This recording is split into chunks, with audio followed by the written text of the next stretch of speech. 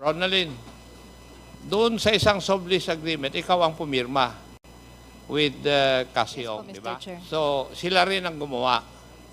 Pero, para bang nirepresent mo yung sarili mo na parang ikaw ang pinuno o nangunguna doon sa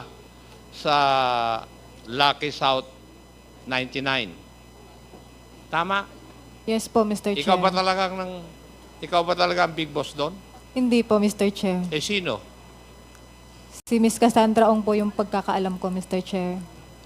Dahil siya lang po yung nakikita ko at nakakausap ko po. Eh bakit ka pumirma? Hindi naman pala ikaw ang boss. Per Cassandra Ong po. Ano po? Ginamit lang po kasi yung pangalan ko, Mr. Chair. Ginamit Kinuhanan lang lang yung po ako pangalan ng ninyo. ID. Bakit kaya hindi yung pangalan niya ginamit? Eh Pilipina naman siya talaga. Hindi ko po alam, Mr. Chair. Thank you. Thank you, Attorney Medina. I hope you're okay. Thank you, Your Honor. Thank you. Mr. Chair, I would like to address Attorney Roque. Attorney Roque, Yes, active pa ba Your kayo dun sa First Bataan Holdings? Well, sa ngayon po ay hindi.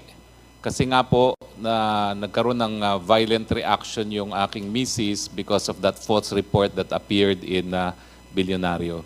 And she really wanted out of First Bataan. Ang problema nga lang po, hindi naman ganun kadali umalis. So, pinabayaan ko na muna po ang First Bataan dito sa aking kapartner, knowing na malinaw naman po kung magkano yung investment namin at saka na lang aayusin yan. Yung investment nyo dun sa First Bataan Holdings ay 95M given in 3 tranches. Opo. 32.5, 32.5, and 30, right? Opo, opo. Tama? Opo. So, ano na po ang nangyari dun sa 95M nyo kung wala na po kayo dun sa First Well, Bataan Holdings? Mr. Chair, nasa lupa naman po yan. No? At hindi naman po ikinakaila ng aking partner na kami nagpasok ng 95 million para sa lupa po dyan sa First Bataan po.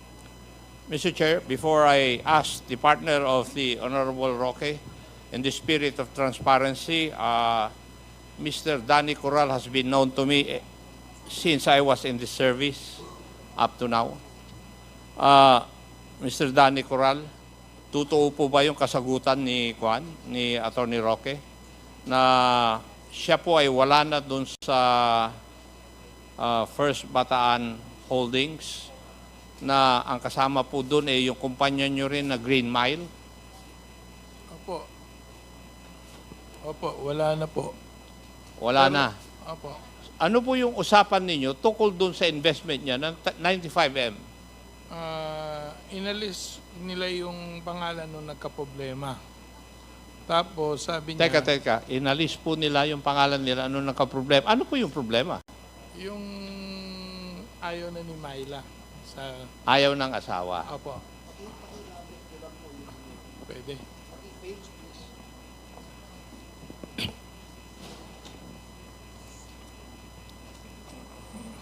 So ngayon, yung lupa na yon na 300 plus, di ba? Opo, opo. Hectares. Opo, Your Honor. Yung Green Mile na ang nagsusolong may-ari.